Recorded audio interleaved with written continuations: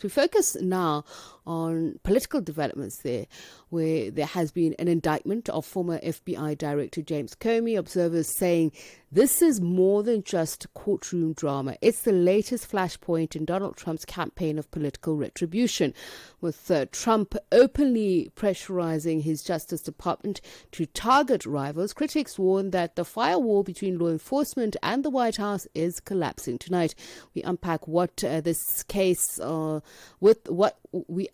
this case with international political expert and former U.S. Ambassador Brooks Spector.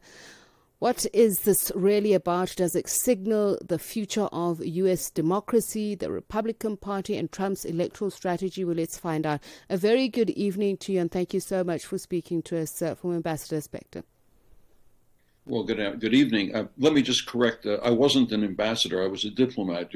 Embassies only get one ambassador to an embassy. I was one of the lower-ranking people below an ambassador. So I don't want to steal the position that I didn't have. Okay, but so, I will now, and I will bestow that upon you, given the error that I've made. But thank you so much for speaking to us.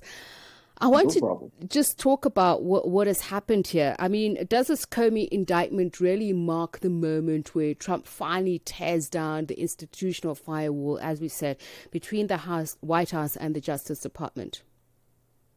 Well, it doesn't destroy the firewall, no. What it does is it puts a crack in it for sure, because it's not in law, but it is certainly in standard practice that the White House, that is the chief executive's function, and the Department of Justice in its pursuit of potential criminal behavior, that there has always been a distinction between the two, and that the president cannot simply say, go after my enemies because here's a list and they were bad people and I want you to get them. This is now quite clearly an effort to breach that wall and to use the power of the Justice Department to get back at those people Donald Trump sees as his enemies. But let's be clear that an indictment is simply the first, really the initial step in any sort of criminal proceeding.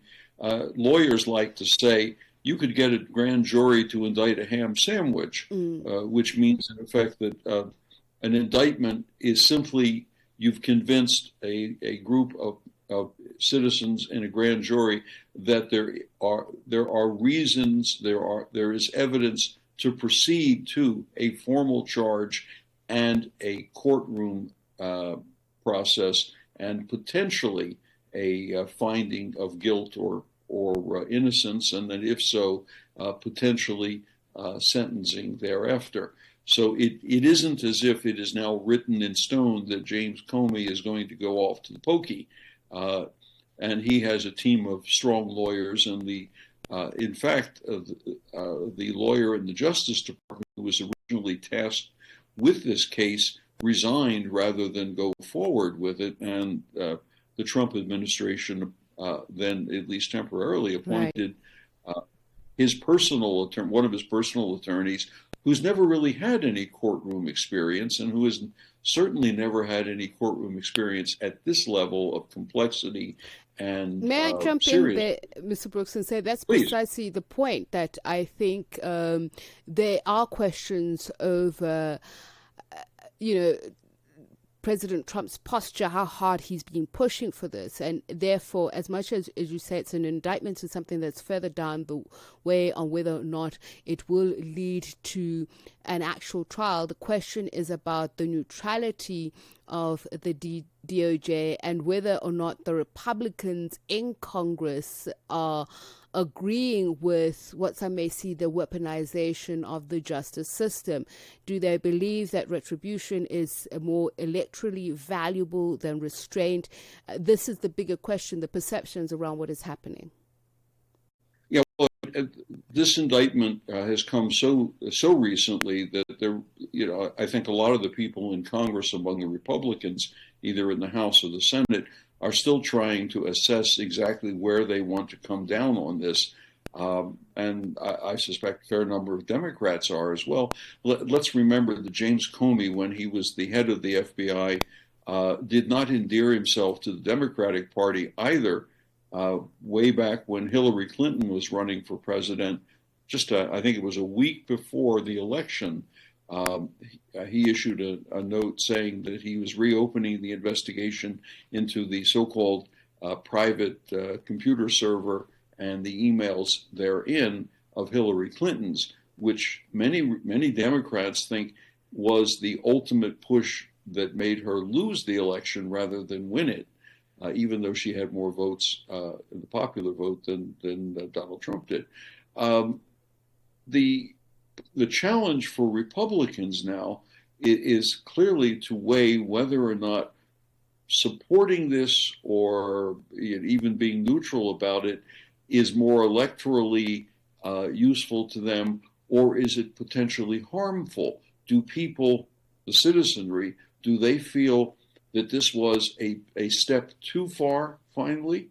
And that's a question that I don't even think the polling answers yet, because this just happened really within the last, 48 hours or so. President Donald Trump has been accused of overreach. And the question then becomes, even though this might be the first step, could it be seen as another example or referendum on executive overreach by President Donald Trump? And are there constitutional legal barriers that could force this opinion further on how it ends up, whether Comey ends up facing a trial or not? Well, there aren't constitutional barriers, but there are certainly evidentiary barriers. Remember, there were three items up for indictment, and the grand jury refused to even indict James Comey on the third. And the decision by the members of the grand jury, the panel, was not unanimous on the other two, which begins to say that there's a certain amount of unease about going this step. I think we also have to see this in terms of all of the other people that Donald Trump sees as his enemies and against whom he wishes to carry out retribution. He's still very annoyed, obviously, about the way in which James Comey carried out or participated in the investigation into whether or not the Republican Party and the Russian government were in some way or another working cooperatively to push the election a certain way in 2016.